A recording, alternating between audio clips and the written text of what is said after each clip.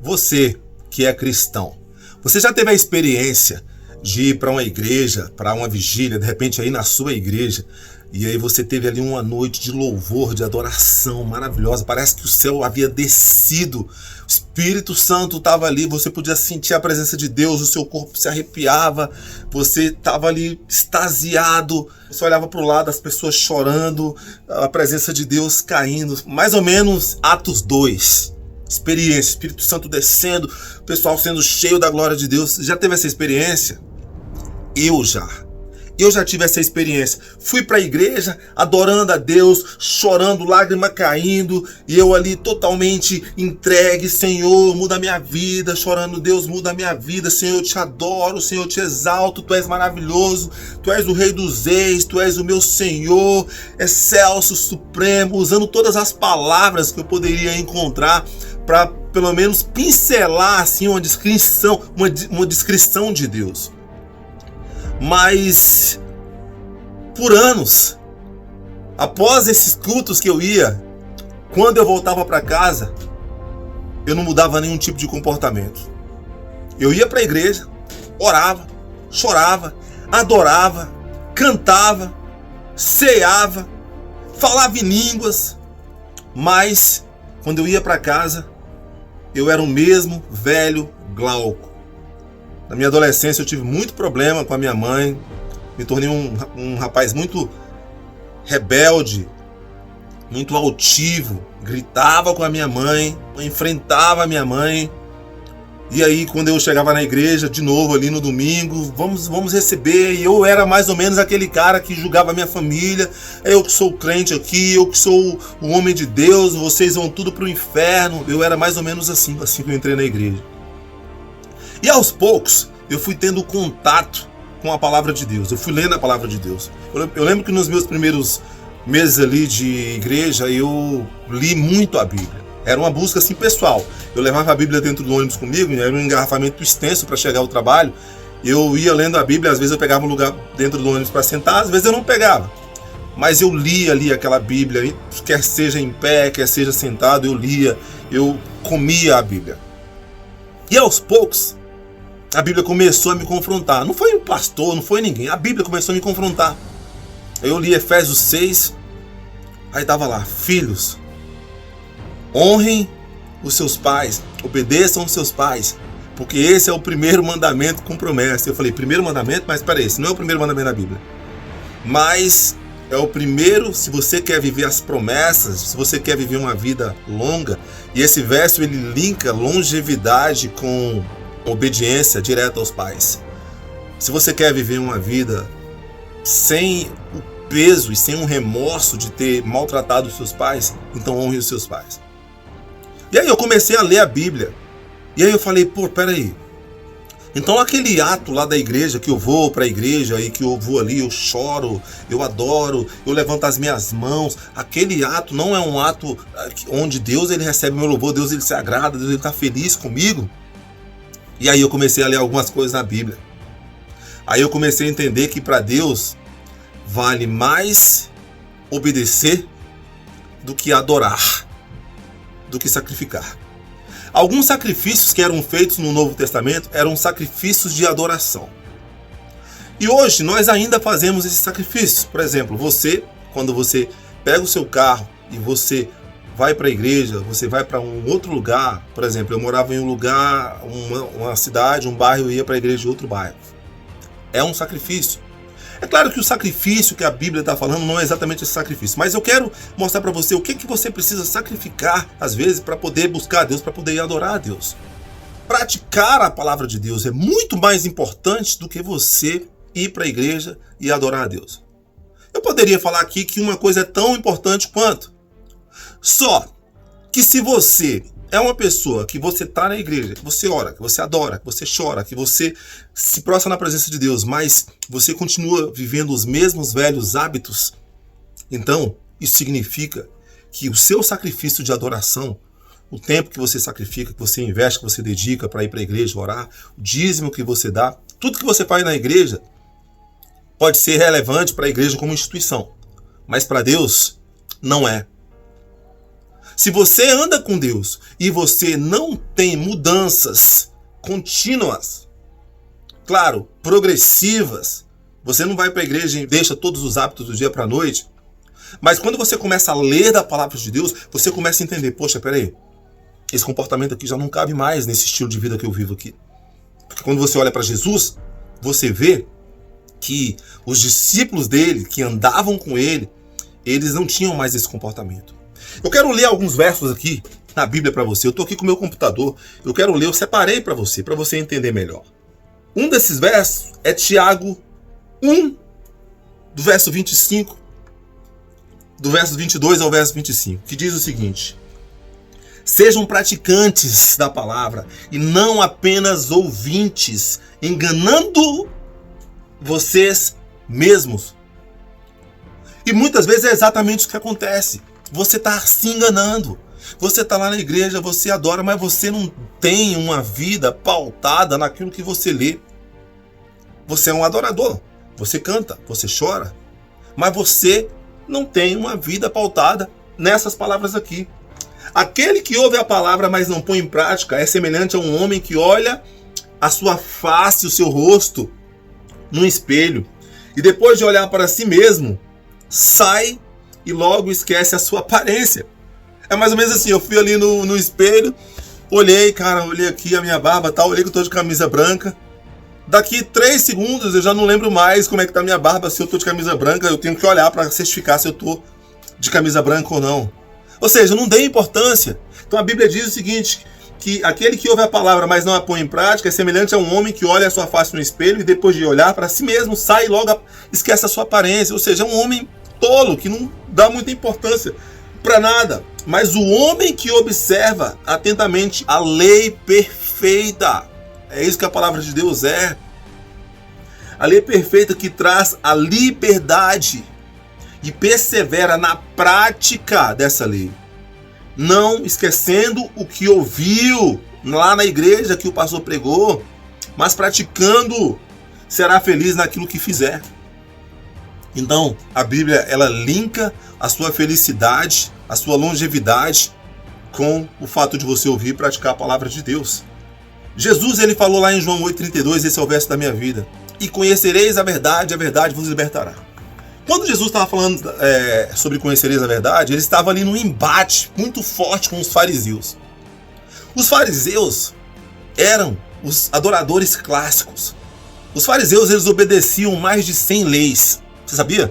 Eles pegaram todas as leis ali do Velho Testamento e eles viviam para obedecer aquelas leis. Então eles eram as pessoas que estudavam muito a Bíblia. Eles entendiam muito ali do Velho Testamento, porque o Novo Testamento estava sendo escrito ali a partir de Jesus. Então eles dominavam o Velho Testamento.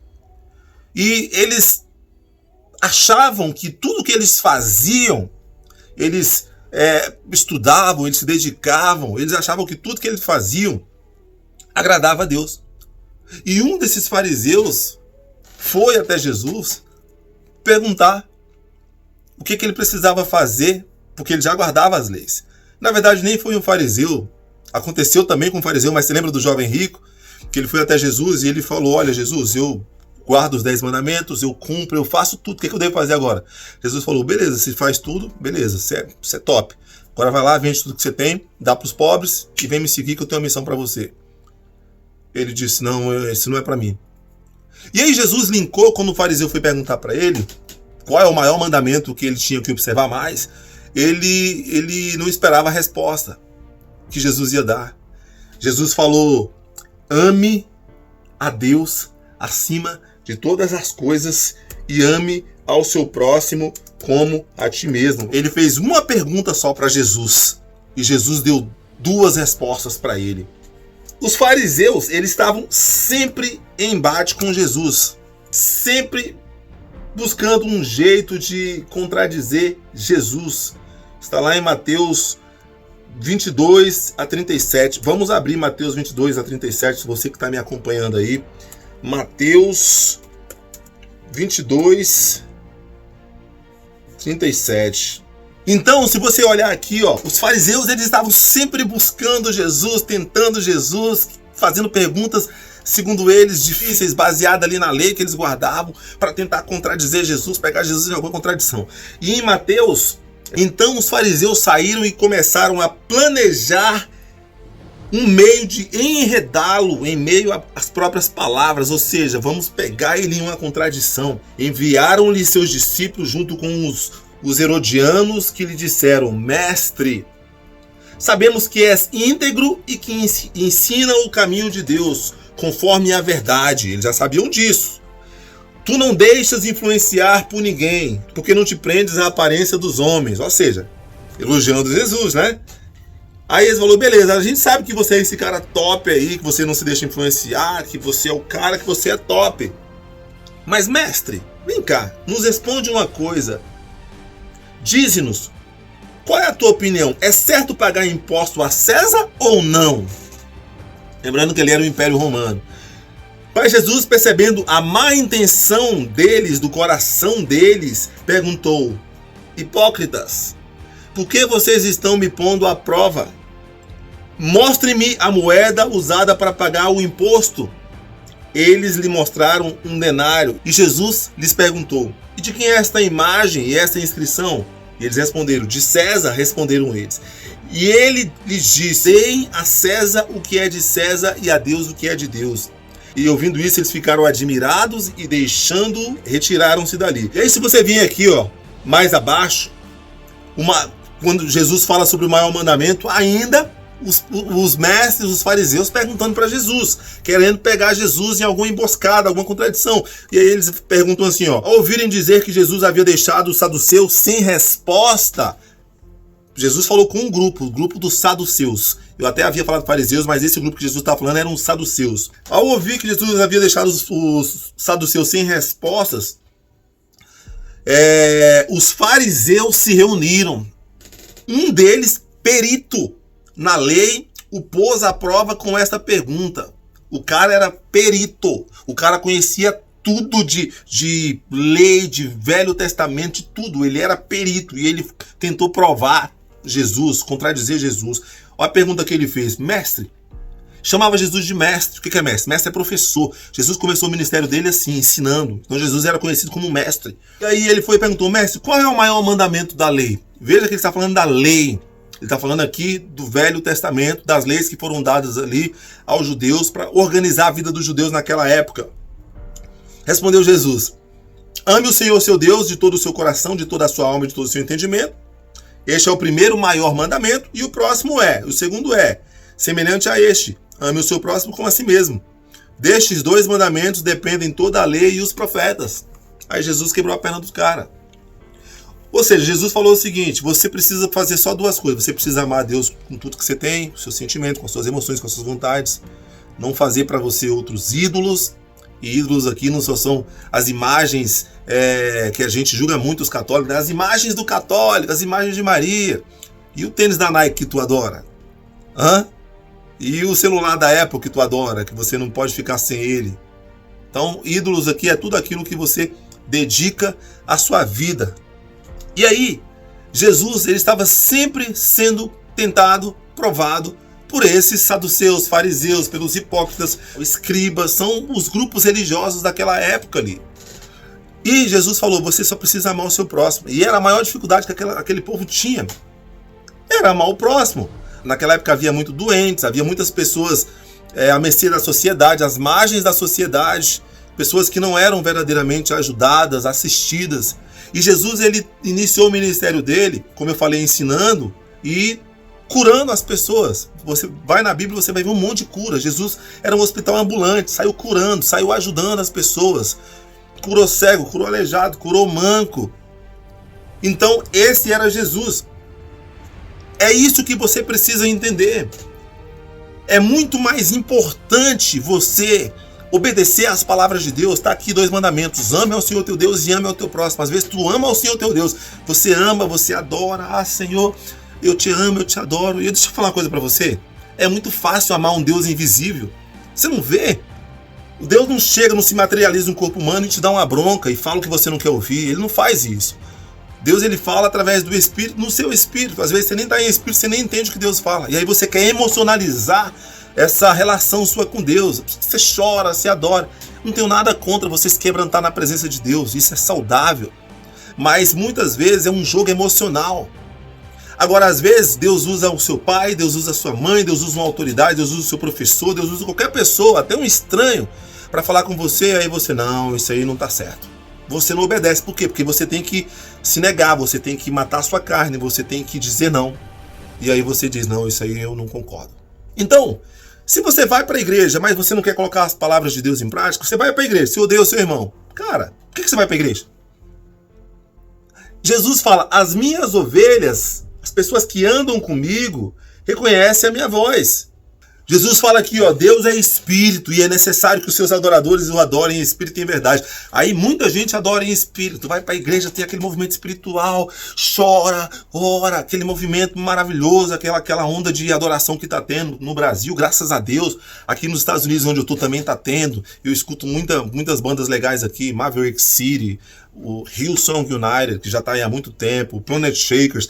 Todas essas pessoas fazem um movimento de adoração, a galera orando, todo mundo lindo ali, né, cantando, a bateria, o violão, o pessoal adorando, o ministro, voz bonita, tudo bonito. Aí Jesus fala, os verdadeiros adoradores me adorarão em espírito e em verdade. Só que aí a gente corta o em verdade.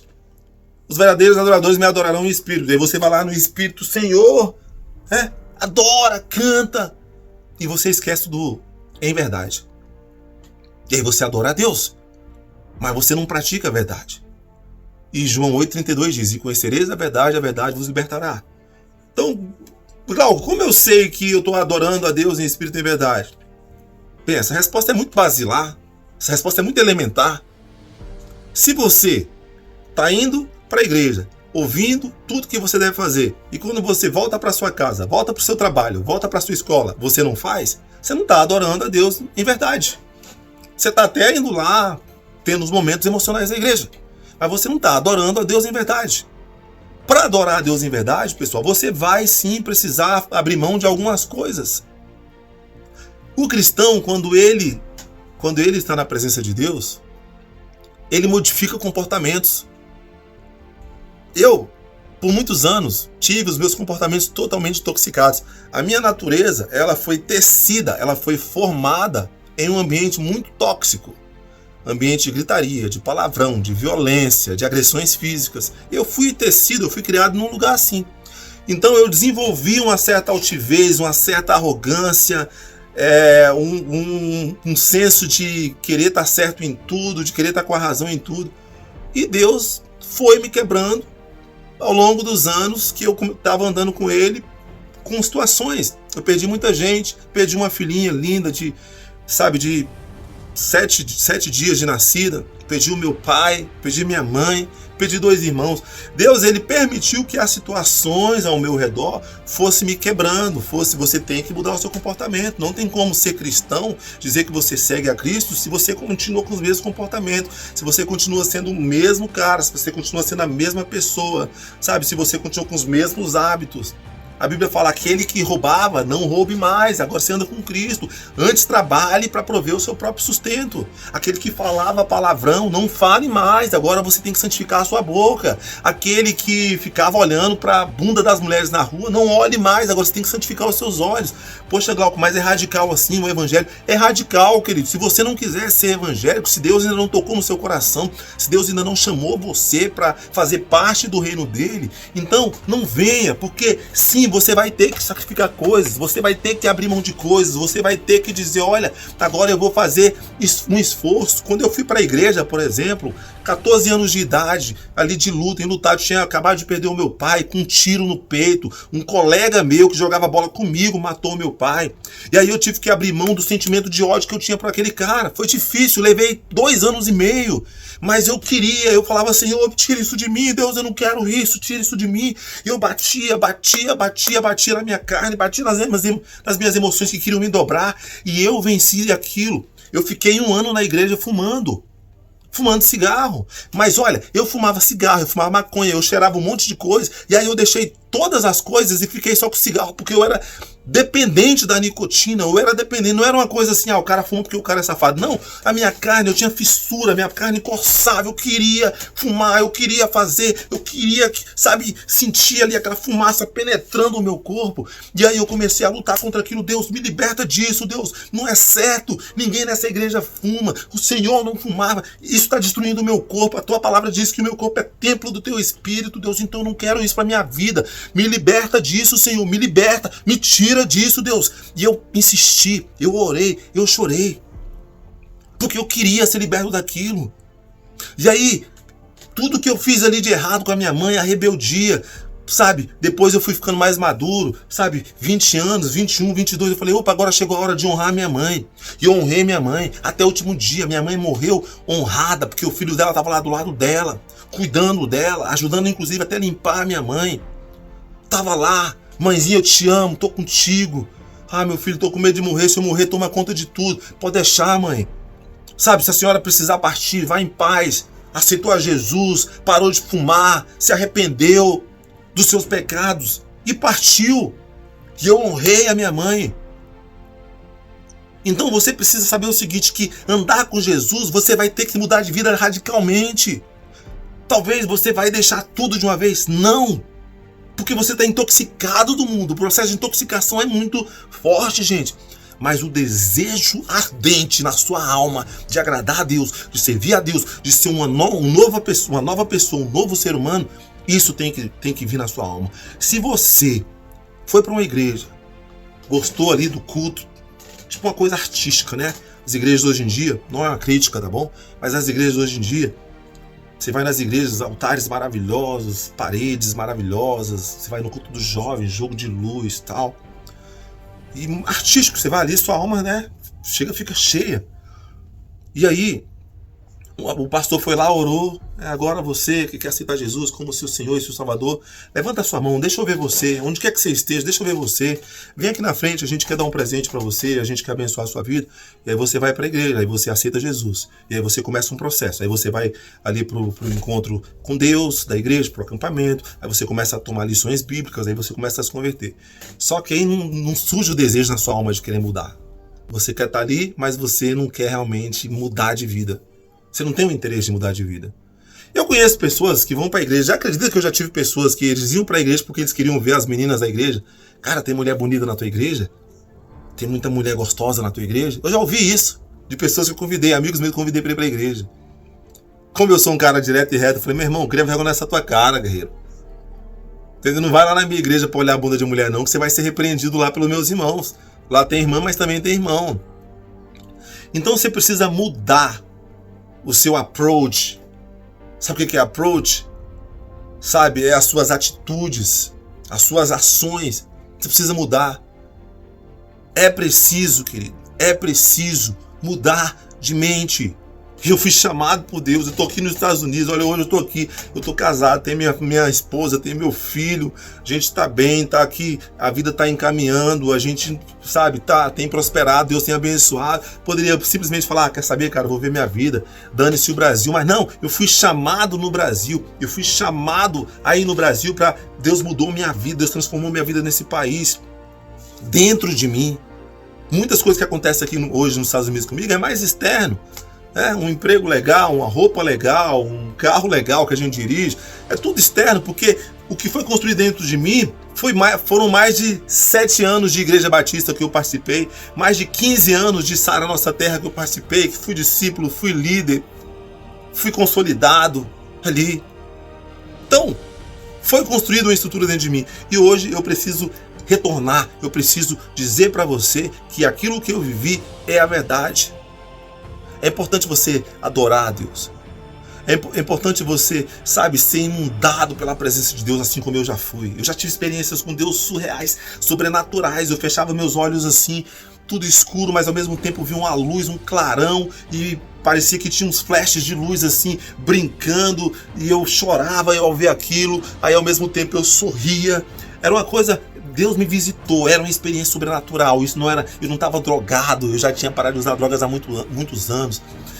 eu já tive essa experiência sobrenatural. Mas se você tiver experiências sobrenaturais sem mudar de vida, querido, não adianta. Não adianta andar com Jesus e não mudar suas atitudes. Judas andou com Jesus durante anos. E não é mudar apenas as atitudes práticas, mas é mudar os intentos. Porque Judas, ele até praticava algumas atitudes legais com Jesus. Ele era um cara de coração bom. Ah, vamos vender esse perfume aqui. Quando a mulher estava lá, derramando perfume aos pés de Jesus, e aí a mulher ali orou, chorou nos pés de Jesus. Judas viu aquilo lá e falou: ah, que desperdício, vamos vender esse perfume e doar o dinheiro aos pobres. Olha só que coisa nobre, que coisa linda, né? Vamos pegar o dinheiro da igreja e doar para os pobres. Mas o intento do seu coração é um intento ruim. A maldade reina no seu coração. Você é uma pessoa ruim. Deus fala: amar o teu próximo. Você está sempre dando um jeito de prejudicar o teu próximo. Pessoas ao seu lado estão precisando de você. Cara, é muito raro uma pessoa precisar de mim e eu não poder ajudar. De repente eu não posso ajudar exatamente como a pessoa quer e com o que a pessoa quer. Porque eu sempre tive problema de grana no Brasil. Então as pessoas vinham para mim pedindo dinheiro, eu não tinha. Mas eu sempre tinha uma palavra. Eu sempre tinha um conforto. Eu sempre tinha algo para entregar para aquelas pessoas. Todo mundo que vem a mim nunca sai de mão vazia. Sempre tem uma mentoria, um conselho, um conforto, um encorajamento, um suprimento para a alma ou até para o corpo. Sempre tem. Por quê? Por que tem? Porque o intento do meu coração é ajudar as pessoas, é ver pessoas mudando, é ver pessoas crescendo. Então, se você é uma pessoa que vai para a igreja, ora, chora, adora, mas você não muda de vida, tá errado. E é maravilhoso adorar. Eu tô com a minha Alexa ligada aqui. Quer ver? Vou aumentar o som aqui da adoração. Olha como é que é gostoso adorar. Alexa, aumenta o volume. Alexa, aumenta o volume. Alexa, aumenta o volume. Olha só que legal. Olha que adoração linda. É lindo. Eu já coloquei. Conhece essa música? Coloquei as minhas vestes brancas. Estou só te esperando. Vem, vamos dançar. Maranata,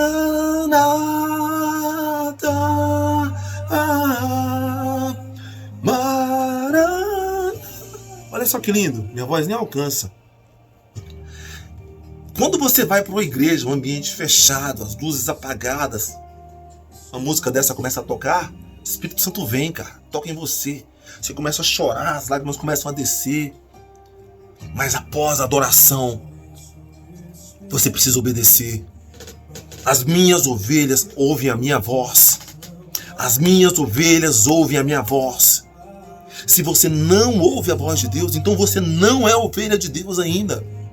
Mas a novidade é que você pode se tornar. Então não vai para a igreja simplesmente para adorar. Vá para a igreja para aprender, para obedecer, para mudar a sua vida. Sabe por quê? Porque dentro de você tem o potencial. Existe uma semente lá, guardadinha, só esperando você ativar essa semente para transformar a sua vida. Alexia, abaixa o som. Eu tenho 2 irmãos que eu orei por esses irmãos a vida inteira. Eu orei, eu chorei, eu lavei o pé dos meus irmãos. Tem foto que eu chorei ali nos pés dos meus irmãos, lavei o pé dele ali e orando: Deus, que esses pés andem na tua presença, que o Senhor toque no coração dele, que o Senhor mude a vida dele. E eles foram assassinados. Os meus 2 irmãos morreram. Uma morte triste, trágica, novos. Os 2 deixaram 2 filhinhos. Hoje eu tenho um filho de 4 anos, eu não consigo imaginar eu deixando meu filho. E os meus irmãos deixaram. Eu orei tanto por aqueles caras. Eu queria tanto ver os meus irmãos na presença de Deus. Tanto eu insisti: Deus, salva meus irmãos, salva meus irmãos. E eles desprezavam a presença de Deus. No auge da idade, queridos. Quantos jovens estão desprezando as suas vidas? Você entrega a sua vida a tudo. Você entrega a sua vida para cerveja, para happy hour, para bebida, para sexo, para maconha, para cocaína, para as amizades, amigos que influenciam você. Você entrega a sua vida para tudo, para jogos. Mas você não entrega a sua vida para Jesus. Você não entrega a sua vida para Jesus, que pode transformar toda a tua vida. O que eu vivo hoje com meu filho. Você não tem noção do que eu vivo com meu filho hoje. Hoje eu fui fazer umas compras de roupa pra mim. Primeira pessoa que eu pensei, cara, eu preciso comprar alguma coisa pro meu filho. E fui lá na loja e comprei um brinquedinho aqui pra ele. Comprei um trenzinho pra ele brincar, pra ele montar. Aí fui lá e comprei, a gente tá chegando no inverno aqui.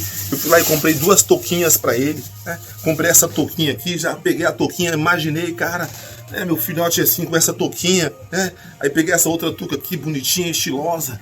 Sabe, é os momentos que eu vivo com meu filho, eu falo, meu Deus, eu não me imagino longe do meu filho. Eu não imagino. E você, muitas vezes, Deus te deu uma família e você está desprezando a sua família porque você está investindo a sua vida naquilo que não é Deus. E eu estou aqui para dizer para você o seguinte: adore a Deus em espírito e em verdade. O verdadeiro adorador adorará a Deus em espírito e em verdade. Não apenas em espírito, mas em verdade. Você andará na verdade de Deus. Vai ser perfeito? Não. Não tem como ser perfeito nessa terra. Vai pecar? Vai. Mas existe o perdão, existe o arrependimento, existe o se derramar na presença de Deus pedindo perdão. Então, se você já entregou sua vida para Deus, parabéns. Se você ainda não entregou sua vida para Deus, mesmo você que está dentro da igreja há anos, chegou a hora, querido. Chegou a hora de entregar a sua vida para Deus e deixar Deus reinar na sua vida. Chegou a hora de começar uma nova história. Chegou a hora de começar uma nova história, de viver uma nova história, de colocar as tuas vestes brancas, espiritualmente falando, esperar Jesus, como diz essa música, para viver, se deleitar na presença dele. E se deleitar na presença de Jesus não significa ausência de problemas. Querido, eu tenho tantos problemas grandes. Eu estava aqui nos Estados Unidos a primeira vez, perdi um irmão assassinado, estava no meio da pandemia, não pude ir nem no enterro do meu irmão. Aí estou aqui agora, perdi outro irmão assassinado. Há muitos problemas, muitas coisas. Dívida, assim como você, dívida que eu pago, prestação de lote que eu pago. Eu tenho dificuldade, mas a paz, o gozo que eu sinto na minha alma, querido, você não tem noção do quanto esse cara que está falando com você aqui é feliz, é completo, é desejoso por Deus, quer Deus, não importa o que seja. Quanto mais luta vem, mais eu quero adorar a Deus. Eu perdi uma filha lá no meio do cemitério. Eu falei, Senhor, obrigado por ter deixado eu passar 7 dias com a minha filha. Eu te adoro, eu te louvo. Jamais ergui minha voz para blasfemar, para culpar, para julgar a Deus. Jamais. Jamais. Toda vez que Satanás ele vem e joga uma coisa, ele me tenta, ele me bate, ele lança um torpedo. Mais forte eu fico na presença de Deus. Mais cheio, mais dependente de Deus eu fico. O verdadeiro adorador adorará a Deus em espírito e em verdade. É mais importante obedecer do que adorar. É mais importante obedecer do que adorar. Ir para a igreja, adorar, é lindo, é maravilhoso e é necessário. O cristão não vive sem se conectar, sem conectar sua alma com Deus, sem conectar o seu espírito com Deus. Mas se você não está obedecendo a palavra de Deus, a sua adoração é vã. A sua adoração é vã.